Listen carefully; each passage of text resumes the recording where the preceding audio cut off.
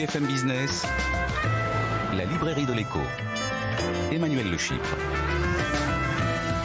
Bienvenue dans la librairie de l'écho, l'émission de BFM Business qui vous offre chaque semaine le meilleur de la littérature économique. Alors évidemment, pas d'émission sur les livres sans auteur. Ils seront nos invités dans la première partie de l'émission. Et puis vous retrouverez nos critiques Julien Damon, Christian Chavagneux pour leur coup de cœur et leur coup de gueule. Nos chroniqueurs Benaouda Abdelhaim et sa moisson d'études glanée dans le monde entier. Notre bibliothécaire aujourd'hui Alexandra Paget qui reviendra sur le choc pétrolier de 1973. N'oubliez pas tous nos réseaux sociaux. Vous retrouvez maintenant sur Instagram, Twitter, enfin X maintenant, Facebook, LinkedIn, YouTube, les extraits de l'émission, le programme détaillé. N'hésitez pas à nous faire part évidemment de vos commentaires. Et tout de suite, on démarre avec nos auteurs.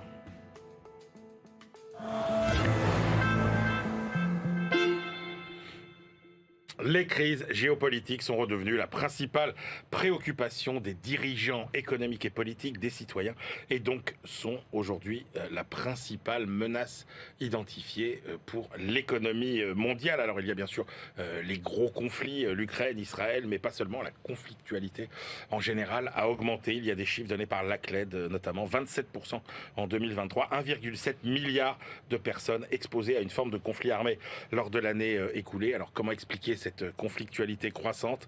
Y a-t-il des liens entre ces différents conflits? Quels sont les jeux des grandes puissances? Le clivage qui s'est creusé entre l'Occident et le reste du monde peut-il être comblé? Le rationnel l'emportera-t-il sur l'émotionnel? Réponse avec vous, Pascal Boniface.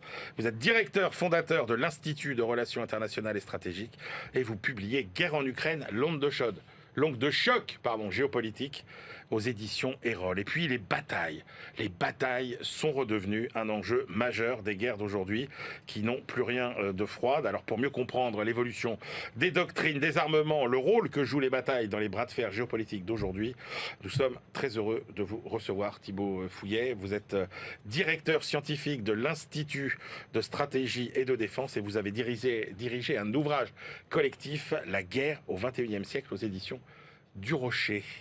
Pascal Boniface, comment expliquez-vous cette augmentation de la conflictualité? Est-ce que c'est l'addition de conflits qui n'ont rien à voir entre eux, ou bien est-ce qu'il y a une logique quand même dans l'augmentation de cette conflictualité? Un peu les deux, mais le chiffre, c'est qu'il y a à la fois des conflits qui n'ont pas de relation, et en même temps, il y a une sorte d'ambiance générale. On a parlé d'épidémie de coup d'État, on pourrait parler d'épidémie de guerre, de vague plutôt, c'est plus juste comme mot, parce qu'effectivement, l'absence de contrôle, les grandes puissances ne contrôlent plus vraiment la situation, et donc la guerre redevient, et puis une fois qu'on fait la guerre, s'il y a la guerre entre la Russie et l'Ukraine, la situation est moins contrôlée entre l'Arménie et l'Azerbaïdjan, et donc l'Azerbaïdjan se rue dans la brèche, plus bien sûr ce qui vient de se passer entre le Hamas et Israël. Donc des conflits mal éteints qui reprennent, des conflits qui démarrent, et surtout en fait un manque de gouvernance. La communauté internationale est incapable de mettre fin aux nombreux conflits, et il y a le retour de la guerre interétatique entre la Russie et l'Ukraine et la poursuite de conflits intra-étatiques un peu partout dans le monde. Alors, vous dites manque de gouvernance et presque manque aussi de, pas de compétences, mais au moins d'analyse, puisque vous dites c'est impossible aujourd'hui en matière géopolitique de ne pas être dans l'émotion. Oui, c'est ce que vous appelez le campisme.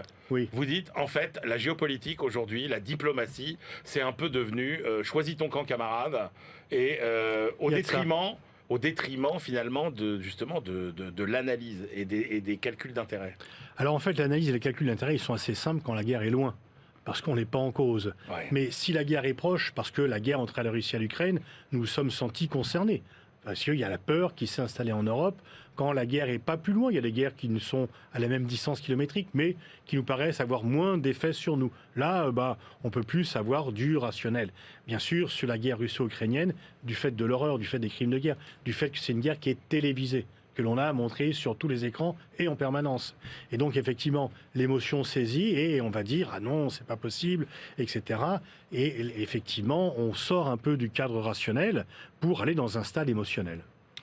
Alors, vous dites le conflit est à nos portes, et alors effectivement, c'est là qu'on est, nous, occidentaux et européens, confronté de plein fouet avec ce qui est le quotidien de la diplomatie, qui est l'espèce de conflit finalement qu'il y a entre les valeurs et les intérêts. Oui, et vous voyez bien dans la guerre entre la Russie et l'Ukraine, on met en avant les valeurs. Parce que les intérêts, c'est pas bien. On a du mal à dire qu'on a des intérêts.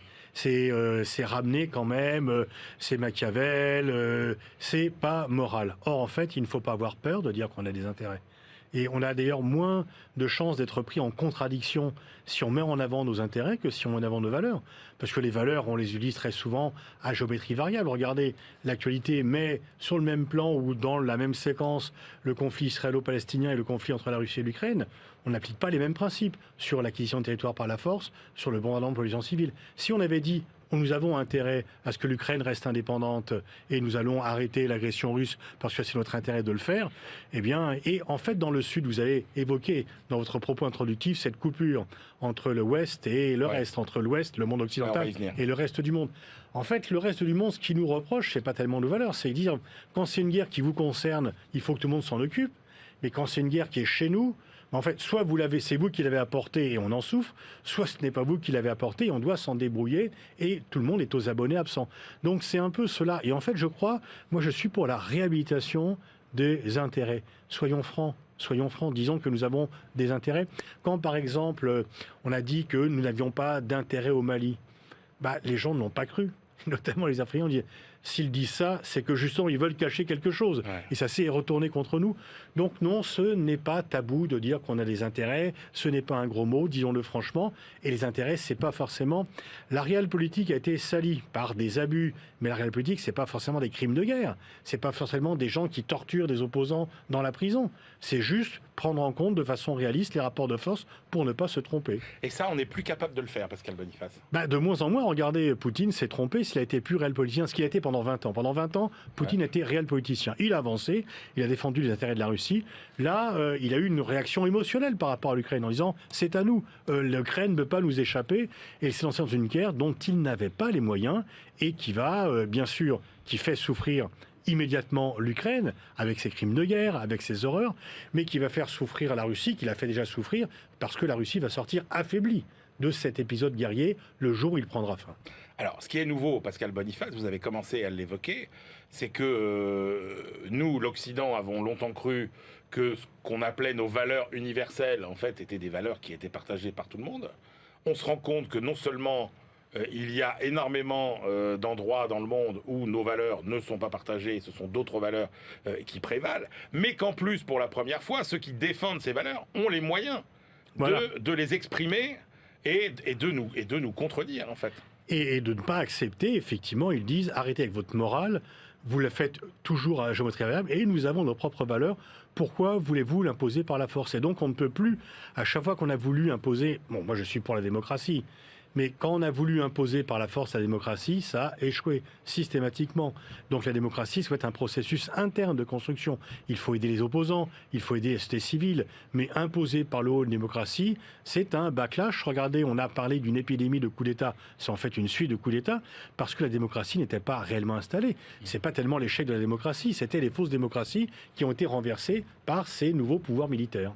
Est-ce que les dirigeants d'aujourd'hui sont à la hauteur, Pascal Boniface? Est-ce que à Washington, est-ce que à Pékin, à Moscou, est-ce que à Kiev, est-ce que en Israël, est-ce que les gens qui ont les manettes aujourd'hui sont des gens à qui on peut faire confiance? Écoutez, moins ou plus qu'avant. Je préférais Rabin à Netanyahou. Et on peut penser que Nixon, malgré tous les défauts qu'il pouvait avoir, il a quand même mis fin à la guerre au Vietnam, il a fait la détente avec l'Union soviétique. Peut-être qu'il employait moins le mot de morale, mais peut-être qu'il a été plus efficace que ne l'a été Trump ou Biden, qui semblent quand même avoir des difficultés. Donc je crois que surtout, c'est plus que ce n'est pas à moi de juger de la qualité des dirigeants, et bien sûr, mais en fait, je pense qu'il y a une course au court terme et que les perspectives de long terme ont été mises de côté, notamment dans les démocraties, parce que il faut aller vite, il y a des sondages, il y a des pressions, il y a les élections fut-elles partielles du lendemain, et donc c'est un peu la faiblesse des démocraties, qui sont fortes par ailleurs, mais si les démocraties sacrifient au court terme par rapport aux intérêts de long terme, elles sont en difficulté. Alors, on voit qu'on a des grands mouvements tectoniques qui sont à l'œuvre en matière géopolitique. la question que j'ai envie de vous poser, c'est est-ce que cette montée, cette accumulation de conflits de plus en plus fréquents, est-ce que ça va devenir notre lot commun, ou bien est-ce qu'on est en transition vers de nouveaux grands équilibres qui vont ramener une forme de stabilité? Oui, on est en transition avec, je vois 3 clivages principaux. Le premier, c'est Russie, monde occidental. Il y a une coupure. Il faut monter à Staline pour avoir aussi peu de relations entre Moscou et le monde occidental. La deuxième, c'est le monde occidental contre le reste. Alors c'est une sorte de magma un peu informe. Mais en tout cas, ils n'ont pas de projet commun. Mais ils ont un rejet commun, c'est la domination occidentale. Ils n'en veulent plus. Et ils ont, comme vous l'avez dit, les moyens de ne plus la vouloir. Auparavant, ils n'avaient pas le choix. Ils devaient la subir. En fait, ils sont passés de l'indépendance à la souveraineté, ces pays du Sud. Et puis, c'est là, selon comment il sera géré, on peut aller vers le mieux ou vers le pire, c'est ce grand duel Chine-États-Unis, qui est un duel pour les valeurs, mais pour l'intérêt. Là aussi, l'intérêt, c'est qui sera le numéro 1, qui sera la première puissance mondiale. Alors, derrière ça, on met des valeurs, démocratie, etc., pour habiller. Mais le vrai problème de la Chine pour les États-Unis, c'est pas qu'elle soit pas démocratique, elle ne l'a jamais été, ça ne les gênait pas auparavant. Le vrai problème, c'est qu'elle les rattrape économiquement et qu'elle est passée de 10% du PIB américain en 2001, quand elle adhère à l'OMC, à 75% aujourd'hui. Alors, on voit bien, Pascal Boniface, que se dessine d'une certaine façon quand même un monde à nouveau bipolaire entre ce grand bloc chinois, ce grand bloc américain. Mais est-ce qu'on peut dire que cette nouvelle guerre froide ou tiède qui s'annonce nous mène vers un monde plus ou moins instable que l'ancien monde États-Unis, Union soviétique? Alors en réalité, il n'y a pas vraiment un bloc derrière la Chine. Il y a un bloc, il y a un bloc occidental derrière les États-Unis. À nous de savoir, nous Européens, si nous les rejoignons dans leur croisade anti-chinoise ou si nous disons non, attention, nous avons des intérêts propres à faire valoir à l'égard de la Chine. Mais la Chine, elle est à la tête d'un club, peut-être, les BRICS, elle séduit de nombreux pays par son efficacité économique, même si elle est mise en cause, mais il n'y a pas une alliance au sens que l'on connaît traditionnellement. Par contre, et là vous touchez un point essentiel, de la façon dont Pékin et Washington sauront gérer leurs relations. Est-ce qu'ils vont gérer leurs relations comme Brejnev, Nixon et Kissinger géraient leurs relations? Pour dire il faut faire attention que les conflits périphériques ne montent pas jusqu'à nous, qu'il faut gérer ça, nous avons des intérêts communs et que ces conflits justement ne s'étendent pas. Eh bien les choses iront peut-être vers le mieux. Mais s'ils disent je vais mettre de l'huile sur le feu parce que ça va gêner mon rival et finalement le chaos va me bénéficier, là on peut se diriger vers des situations extrêmement pénibles. On ne comprend pas très bien ce que veulent les États-Unis aujourd'hui. Rester la puissance numéro 1. Rester la puissance numéro 1 et ne pas être concurrencé par la Chine parce qu'ils estiment qu'ils sont la puissance numéro 1, qu'ils le sont depuis 1945 et qu'ils méritent de l'être. Alors que la Chine ne mérite pas de l'être parce qu'ils ont une destinée manifeste et pas la Chine. Est-ce que l'Europe n'est pas la grande perdante de toute la séquence qu'on vient de vivre? Complètement. Le président Macron avait dit en novembre 2019 que l'OTAN était en état de mort cérébrale. Aujourd'hui, c'est l'autonomie stratégique européenne qui est en état de mort cérébrale. Tout le monde a peur de la Russie, tout le monde se réfugie derrière les États-Unis et le grand débat à faire, c'est est-ce que cette peur de la Russie va nous conduire à adopter une politique anti-chinoise sous l'égide des États-Unis ou à définir notre propre politique avec la Chine? C'est un enjeu essentiel. Et dans lequel on va se retrouver confronté à ce dilemme entre valeurs et intérêts. Une fois de plus, dilemme que les Européens ne gèrent pas forcément très très bien. Thibaut Fouillet, on en vient avec vous quand même à ce qui est un des éléments majeurs de ce début du XXIe siècle, qui est quand même le retour de la guerre à haute intensité. Et vous dites que c'est une vraie rupture avec ce qu'on appelait les OPEX, les années précédentes, ou avec ces opérations extérieures de moindre envergure. Non, on ne peut pas comprendre finalement la conflictualité moderne si on ne prend pas en compte cette montée des vrais conflits et du retour des champs de bataille. Oui, et le mot très important que vous dites, c'est le retour. En fait, on doit réapprendre ce qu'on a désappris parce qu'il y avait, et ça a été très bien décrit par Pascal Boniface, cette problématique de l'universalisation des valeurs. Les années 90 jusqu'au début des années 2000, il n'y a plus vraiment de guerre. C'est des opérations de maintien de la paix. C'est en fait des opérations militaires de police internationale, etc. Et ça en dit long. Ça veut dire qu'en fait, on désapprend progressivement à faire la guerre de haute intensité, parce que la menace principale a disparu, ce bloc soviétique.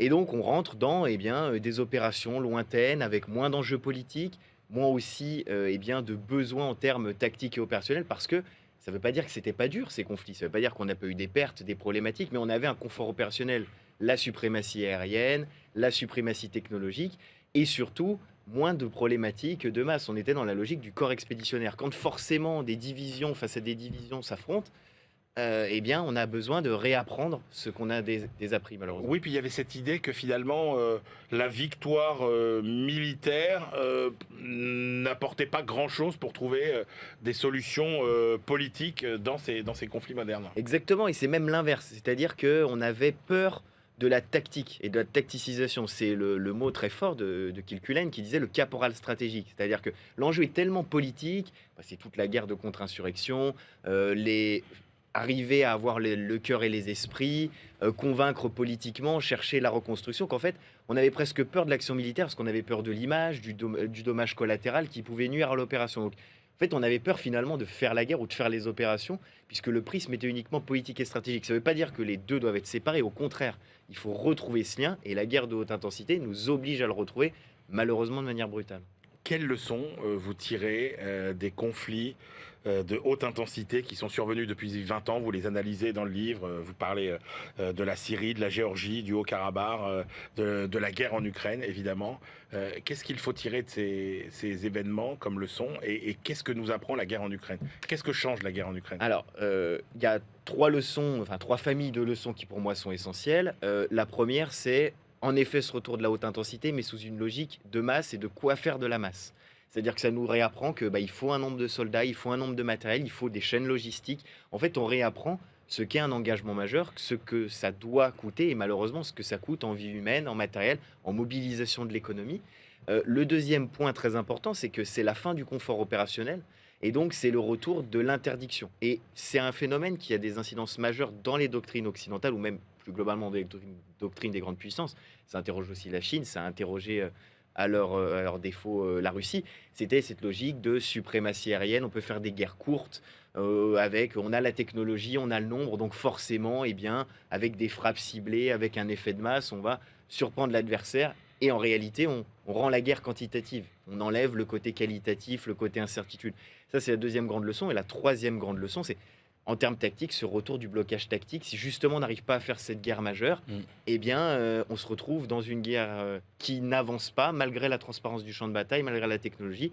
Et en fait, à la fin, on retrouve la base des guerres majeures, Exactement. la logistique. Moi, c'est ça qui m'a frappé aussi dans votre livre, c'est que on se dit, la façon dont on faisait la guerre au début de la guerre, quasiment avec des pierres, et puis après on est passé au mousquet, etc. Puis alors les canons, après les avions, après l'électronique, les drones, etc. Et on se dit, tout ça, ça a dû changer radicalement la façon de faire la guerre. Et vous dites, non, pas tant que ça en fait. C'est exactement ça, c'est-à-dire que ça va changer les effets, la destruction, la rapidité, mais on oublie souvent que des technologies de rupture, vraiment de rupture, il y en a très peu. La dernière en date, c'est le nucléaire. Oui, c'est une vraie technologie de rupture parce qu'elle change la conduite de la guerre. On a été obligé de réinventer des rapports, la dissuasion nucléaire, etc. etc. Mais sinon, oui, on fait la guerre avec des ordinateurs, on voit mieux le champ de bataille, mais l'adversaire aussi. Donc, on a des nouvelles opportunités, on a aussi des nouvelles limites. Et à la fin, si tout ça s'équilibre, on redécouvre que le soldat doit s'enterrer, c'est la tranchée, que défensivement, on fait des bunkers. Et en fait, on réapprend. Et ça nous renvoie aux heures des grandes guerres mondiales, rompre le front, la ligne logistique, Alors, etc. justement, qu'est-ce qui aujourd'hui fait la supériorité d'une armée sur une autre? C'est sa maîtrise opérationnelle. Alors c'est un vaste mot, mais c'est-à-dire la juste l'intendance en fait. Oui, et puis en fait, l'intendance suivra, c'est l'expression la plus bête qu'on ait jamais inventée. L'intendance, elle précède finalement. Elle précède et même elle formate. C'est-à-dire que vous ne pouvez faire que ce que votre intendance fera. Et on l'a très bien vu avec l'assistance militaire internationale, notamment occidentale au profit de l'Ukraine. Vous livrez un matériel, mais ce qui compte, c'est pas tant de le livrer, c'est d'assurer son maintien dans la durée, son nombre de munitions, etc., etc. Cette capacité à durer, à vous mobiliser. Donc oui, elle ne suit pas, mais en fait, elle formate, elle conditionne. En réalité, ce qui fait la supériorité, c'est soit, et c'est le pari occidental, c'est notamment le pari américain avec toutes les doctrines aujourd'hui qui doivent lier les domaines entre eux, la guerre mosaïque, etc.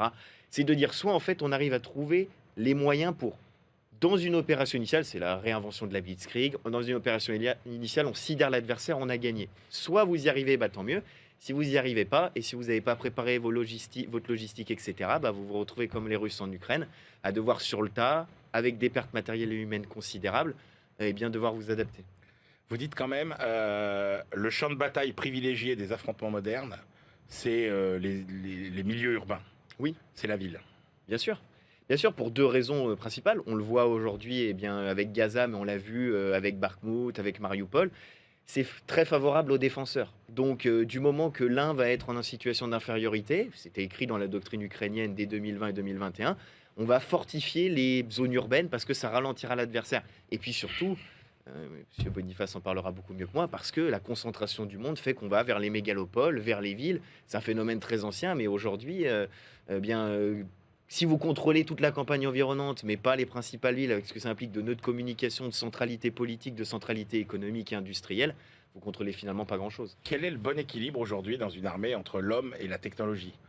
On voit que une des raisons pour lesquelles Israël a été surpris par le Hamas, c'est que finalement, même en Israël, on se dit, est-ce qu'on n'a pas fait trop confiance à la technologie pour assurer notre défense ? Si, tout à fait. Et en fait, c'est le même rapport, ça tombe bien, on est à la librairie de l'écho, le même rapport qu'il doit y avoir dans une entreprise entre les machines, la technologie et à côté de ça, les bureaux recherche et développement, l'ouvrier, etc. C'est le même rapport.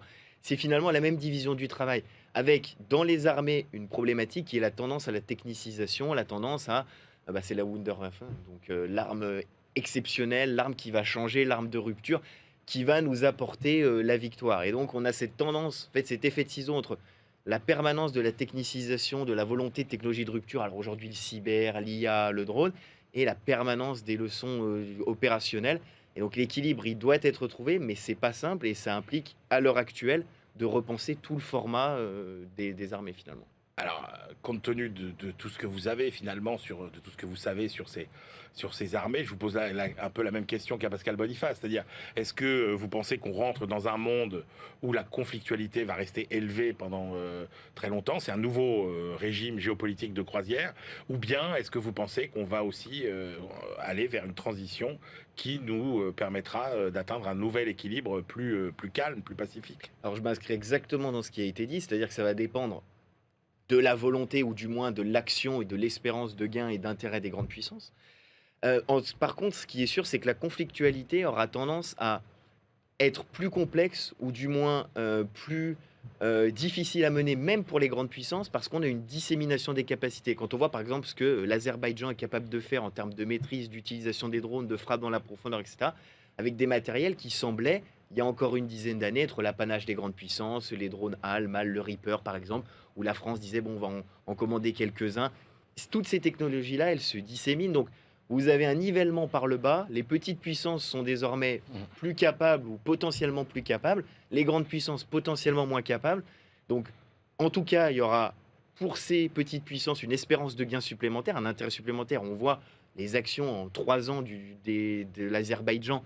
Ça montre quand même qu'ils ont foi dans leur puissance. Donc, ils ont la possibilité, ils ont peu se servir de cette puissance militaire, donc ça donne peut-être plus voix à des conflits limités, et ça donne par contre peut-être plus de retenue à certaines grandes puissances, notamment les États-Unis, tout le débat qui est autour de la Chine, se disent, bon, on gagnera peut-être moins facilement la guerre, on va peut-être pas la faire. Alors, dans tous les livres, et c'est ça qui est passionnant, il y a des chapitres, mesdames et messieurs, que vous ne comprenez pas. Et donc, mais vous pressentez que c'est important. Et donc, je vous pose la question. Vous avez un chapitre qui concerne ce que vous appelez le combat multimilieu, multichamp. De Philippe Gros, oui. Ça me passionne, mais je n'ai pas très bien compris de quoi il s'agissait.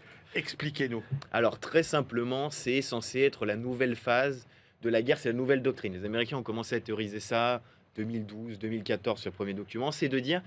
On avait, au départ, l'interarme, donc par exemple, au niveau terrestre, l'artillerie, la cavalerie qui se soutiennent. Ensuite, on a eu l'interarmée.